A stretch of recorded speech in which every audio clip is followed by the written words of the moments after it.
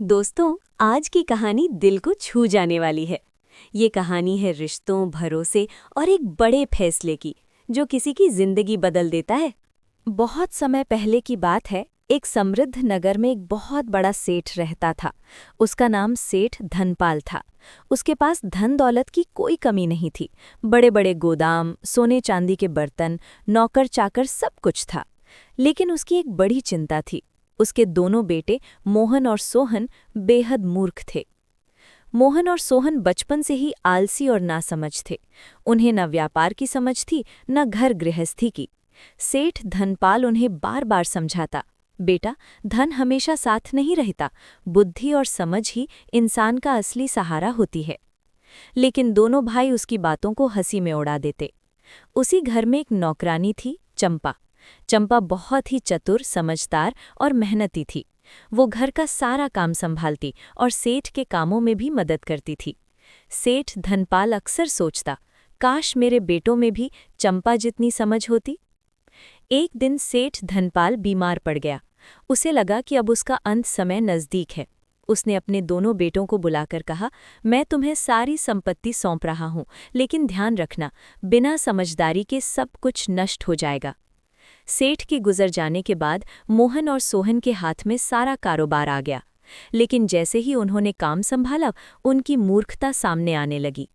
एक दिन मोहन ने सोचा, घर में इतने चूहे हैं, क्यों ना हम बिल्ली खरीद लें। सोहन बोला, हाँ, और बिल्ली को दूध पिलाना पड़ेगा, लेकिन दूध तो महंगा है, क्यों ना हम बिल्ली को भूखा रखें ताकि वो ज्यादा चूहे पकड़े। दोनों ने बिल्ली को खाना देना बंद कर दिया। भूखी बिल्ली कमजोर हो गई और चूहे पकड़ना तो दूर, खुद ही कोने में बैठ गई। घर में चूहों की संख्या और बढ़ गई। ये देखकर चंपा ने कहा, मालिक, बिल्ली को खाना देना जरूरी है, तभी वो काम करेगी। लेकिन दोनों भाइयों ने उसकी बात नहीं मानी। कुछ दिनों बाद गोदाम में आग लग गई। मोहन ने घबराकर कहा, जल्दी पानी लाओ। सोहन दौड़कर तेल का घड़ा उठा लाया और आग पर डाल दिया।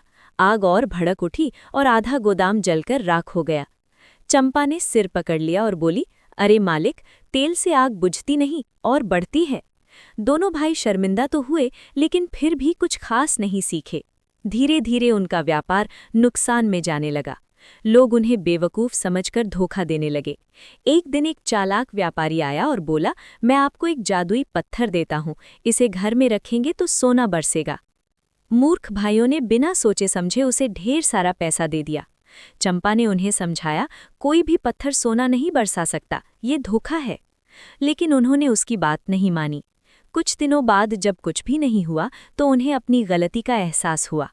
अब उनके पास बहुत कम धन बचा था। चंपा ने सोचा कि अगर अब भी कुछ नहीं किया गया तो ये लोग पूरी तरह बर्बाद हो जाएंगे।